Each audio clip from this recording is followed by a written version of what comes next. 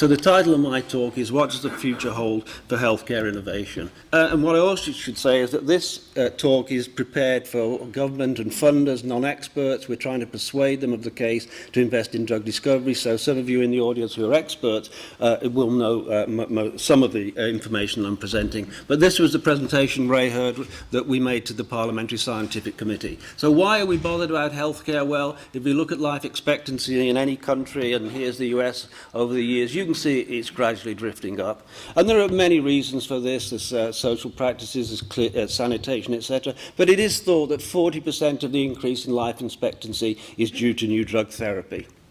And if we stand back and ask, well, what are the examples? Well, go back to the 1980s. The standard treatment for hypertension, alpha-methyl-dopa, clonidine and hydralazine are awful drugs. We've now got any number of once-daily agents you can take for hypertension, and I think hypertension can be controlled. We know cholesterol is a risk factor. Any number of statins now that we can take and safely reduce our cholesterol levels and reduce cardiovascular risk. And one example I think that we don't make enough of, when AIDS came on the scene in the 1980s, AIDS was a death sentence. You got AIDS, you got HIV, you died. Now, if you contract HIV around 25, 30, you have a chance of living to 60 to 70. So we, the pharmaceutical industry and academical people interested in healthcare, have made tremendous advances over the last decades, and we want to continue making those advances. What has the UK contributed? Well, some very major drugs, as you know, going to the H2 antagonists, the Tagamet and Zantac, Augmentin, a very powerful antibiotic, as you know. These two agents have been mentioned for the treatment of cancer. So the record of the UK in drug discovery is outstanding. I mean, second only to the US, I think we've had an outstanding record of drug discovery, and we want to make sure that this doesn't just ebb away. Let me take Pfizer, because I spent nearly 30 years at Pfizer. So what did we achieve? Well, you've heard from Professor McGrath about alpha receptors, and Cardura is an alpha-1 adrenal receptor antagonist, which sold over $1 billion. Diflucan was the first oral antifungal agent, which again was $1 billion. Istin or Norvasc is a calcium antagonist for the treatment of hypertension and angina, became the 4th best-selling drug in the world, and the sales reached $5.5 billion. And you all know about Viagra, which we started as a cardiovascular project and ended up in male erectile dysfunction. And sales entry as a CCR5 antagonist for AIDS, unfortunately, it hasn't sold very well. But the success of these agents allowed us at Pfizer to construct this magnificent research park, and it may be mega-sized, as Thomas said. It's an absolute tragedy that this has closed, and 4,000 research staff now contracted to about 500. So it's an absolute tragedy, I think, based on their outstanding track record. So the UK has been successful in the pharmaceutical industry. We've also been very successful in the biotech, and we want to preserve that sector. And here's an example, Celexa, which was started with money from BBSRC. This is the single molecule gene sequencing. So if you buy anything from Illumina these days, it's all based on stuff that came out of Celexa. They were taken over by Lynx. They were then taken over by Illumina, and now it's $1 billion company. So successful in the pharmaceutical sector, successful in the biotech sector. And I think from the economic point of view, as Thomas said, it's essential that we recreate these sectors. We don't allow them just to fade away. So why am I making the plea that we want to have strong drug discovery in the UK? Well, if we ask what are we going to die from in 2020, I made this slide in 1990. That's wrong, it's 1992, I think, and 2020 seemed a long way off. It's quite close these days. But this is the developed and the developing world, and ischemic heart disease is still going to be the #1 killer. Cerebrovascular disease or stroke is going to be #2, and the incidence of stroke in China is higher than in the UK, terribly debilitating from the point of view of the patient, the healthcare system, and the family. Chronic obstructive pulmonary disease is #6, it's moving up to #3, and that's being driven largely by smoking-related deaths in China over the next 2 decades. So here there are some tremendous challenges for us that as we move forward. Had I put up the slide that Tom put up, which are the diseases, which are the conditions that have the most economic consequence, clearly it would be depression, etc. But these are the ones that we're going to die from. And you probably saw the paper in Nature recently that non-communicable diseases are now becoming more and more important in the developing world as well. So we're all going to die from the same things. So there's some tremendous challenges out there that we need to face. Well, how are we set in the UK to face these challenges? Well, if you go back 5 years, we were well set. We had representatives of all the major pharmaceutical companies in the UK with strong research presence. And I hope Professor McGrath can see this, but this is red on blue. But you can see here that we've lost Merck, we've lost Roche, we've almost lost Pfizer. GSK has downsized, AstraZeneca has downsized. So over the last 5 years, we've lost a tremendous capacity for drug discovery. So we've lost our capacity or losing our capacity to discover new medicines. Major economic consequences. We have a positive balance of trade in the pharma industry of 6 billion.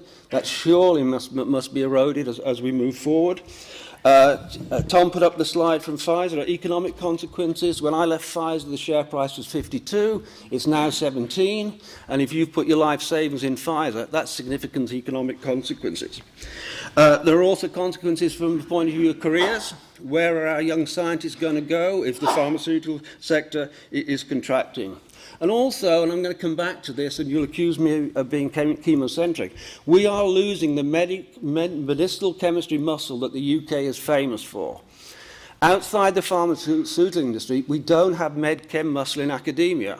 We have biology muscle in academia, we have pharmaceutical muscle in academia, we do not have med-chem muscle in academia.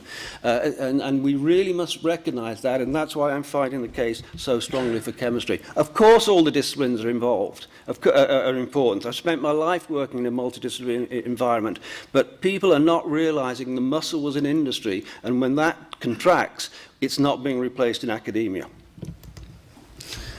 So what are the pressures we're under? Well, I won't go through them all, but cost pressures. Every country is driving down costs, including China, including India. We see the pressure in Europe, particularly with the budget crisis, and Obama is driving down costs. Clinical trials, you've heard Tom mention them.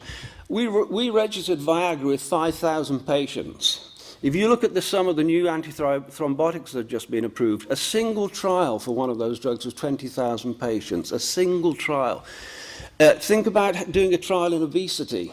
The demands for efficacy and safety are such that it's not even worth starting. So a big problem in clinical trials. Productivity has been stagnant or has been going down, and that's a big issue. Attrition I'm going to come back to. It's unacceptable that if we put 10 compounds into development, only one succeeds. Absolutely unacceptable, and we've got to address that. And because of all of this, the R&D costs have been escalating and people have been outsourcing. Timescales. One of the problems in biotech is that the venture capital people are now realizing that drug discovery takes 5, 10, 15-year timescale, and they just don't want to invest there. So this is against us. Patent life, by the time we've done all these clinical trials, we don't have a great deal of patent life. So this is a high-risk environment, and we've got to develop a model where we have a sustainable return on investment. So I call this the gathering storm. There are some issues that we need to face. Are we going to focus on longevity or quality of life? Well, a female born today will probably live to be 100. Do we want to live longer than that? Maybe think about it. I think it's quality that's important, particularly in the aging population. So I think we've got a thing here. Are we going to focus more on prevention than treatment? COPD is really a smoking disease, but are people going to give up smoking? Obesity? We can cure with lifestyle changes, but we know that doesn't work. We're still going to need drugs for COPD, obesity, and diabetes. But as you've heard, pharma's withdrawing from various therapeutic areas. I'll come back to neuroscience in a minute. So some of these areas are just not getting treatment. So I think, as Tom says, we've got to look at the diseases, we've got to look at medical need, and we've got to focus on where the medical need is highest and where we think we can discover a drug. Who's going to pursue innovative healthcare in the future? We've heard about the contraction of pharma, and it's by no means clear to me that pharma is on a stable plateau. I don't believe that pharma is stable yet. I think we're going to see more contraction. When Obama's second round of price cuts come in the US, we're going to see the US industry hit as well. So I don't think we're on a stable way. Biotech, difficult problem with biotech is getting a return on investment, and therefore people are not investing in the first place. Academia.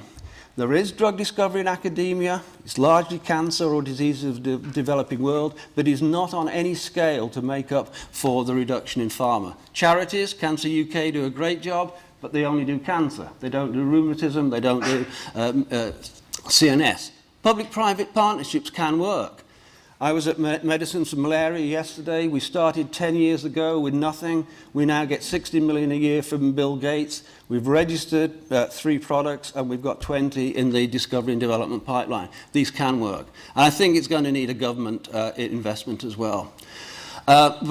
We've seen this dramatic reduction in the UK scale and skills base, and I think we're going to see we're seeing the looming gap. But as we move forward, there's going to be great demands on new medicines. New therapies have got to transform disease treatment. You've got to be able to see the patient improving significantly. I think this is good for the patient, but also it should facilitate clinical trials, because a lot of the time we're taking drugs to the market, to clinical trial, and we're trying to salami slice their efficacy against the standard of care, and it's just not a big enough jump. So new therapies have got to transform disease treatment. They've got to be cost-effective and widely available. If we talk to the government tells us it's all biologics in the future. That's it. Well, if you want cost-effective therapy taken by mouth, it has to be small molecules. And so biologics, to me, are a very important component of healthcare for the future, but they are not going to give you the cost-effective therapies taken by mouth. And you've got to have a model which gives a sustainable return on investment, and I won't go into aerospace. Just a couple of examples. You saw this in Nature. This is the number of antibiotics being marketed, and this is the emergence of resistant strains. And WHO is telling us we've got a crisis, and we know that. We've seen a recent European initiative to invest in antibiotic research, and let's see where that goes. There was a paper in Nature showing about a month ago that 40% of Europeans have some sort of mental disorder, some sort of brain disorder, and depression is the most significant condition with economic consequences. So, and yet, as Tom said, pharma is getting out of neurosciences. So, getting out of antibiotics where we have a crisis, getting out of neurosciences where we have a crisis, we've got to build that capacity back.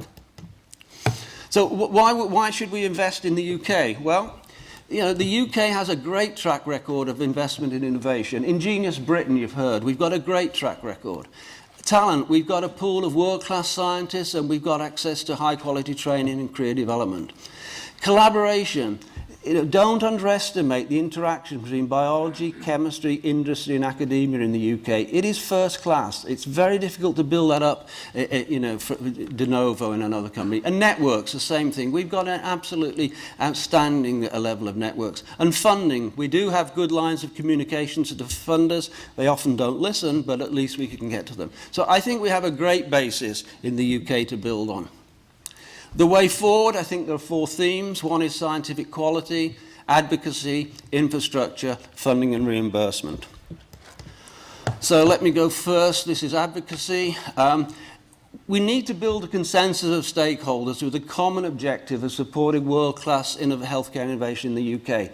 I think we're all on the same wavelength, but we're not working together as a group. We're not lobbying the government together as a group. We're not using our muscle. We've got an individual position, which, like a Venn diagram, is all very similar, but I think we've got to work together and convince government.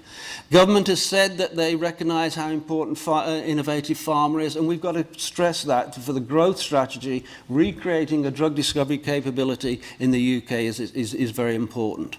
And I think we've got to highlight that innovative chemists are essential to develop the new structures to modulate biological processes.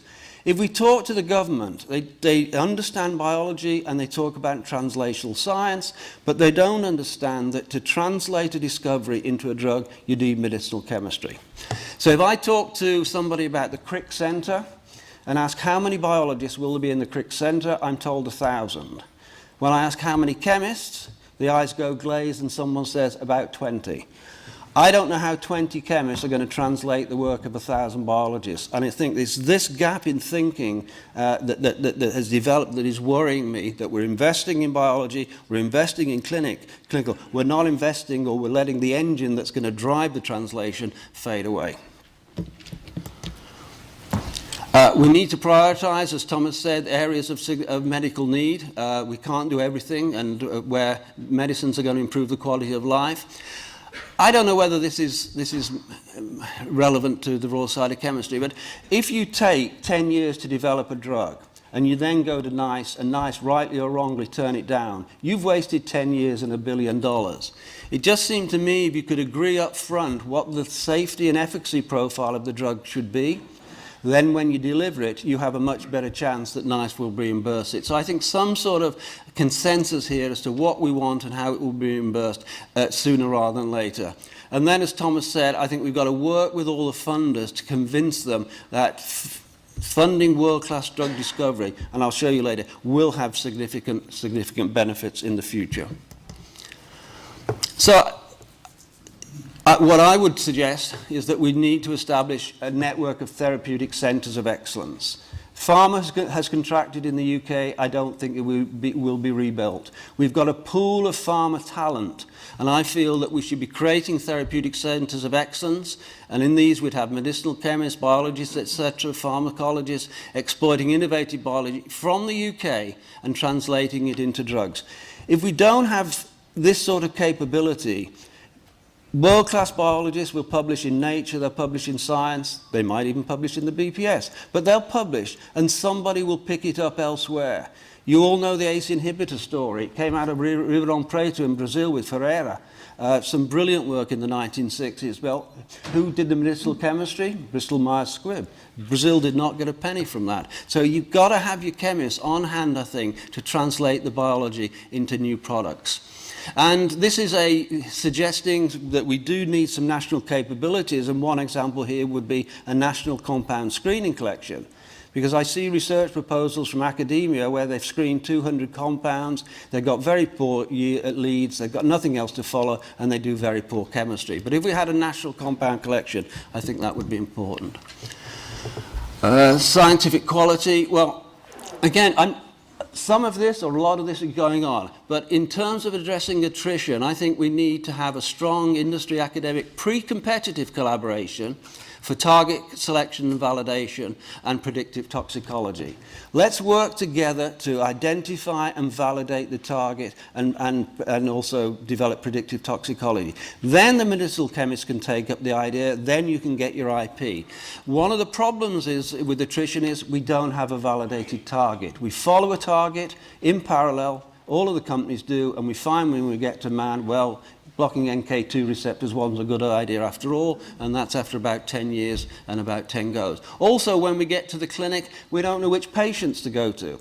Now, cancer, I think, is being revolutionized in that you can identify the mutation that the patient has. You can treat that patient with a particular drug. We can't do that in asthma. We can't do that in rheumatoid arthritis. So again, pre-competitive collaborations where we all work together to identify the patient subgroups that's going to respond to a novel mechanism of action. Again, we've got some very experienced industrial scientists. I think they now need to be embedded in biomedical centres of excellence. We need to create new chairs, I think, in biomedical sciences, particularly medicinal chemistry. And again, I come back to translating initiatives and transforming innovative biology into new medicines. Unless we have the medicinal chemistry horsepower in the middle, we will not translate biological discoveries into new drugs in the clinic. And also, all of us want to antagonize protein-protein interactions, protein-DNA interactions. We just don't have the chemical matter. We're going to have fundamental chemistry, new matter, if we want to tackle some of these biological targets that are beyond traditional drug templates. My last slide. So, what are the benefits? Well, the benefits are obvious. We will be renewing our historical role as leaders in drug discovery. This will strengthen the science base. I think at the moment, if with the pharma contraction, where are our kids going to go? Why study science? But I think if we develop these therapeutic centres, that will strengthen the science base. It will exploit new biology. It will give rewarding careers at the personal and national level. I think it will revitalise biotech, because out of these therapeutic centres of excellence, people will spin out and create new biotech. And there will be, the bottom line, there'll be economic benefits and there will be growth. So that is our vision, and I thank you very much for your attention.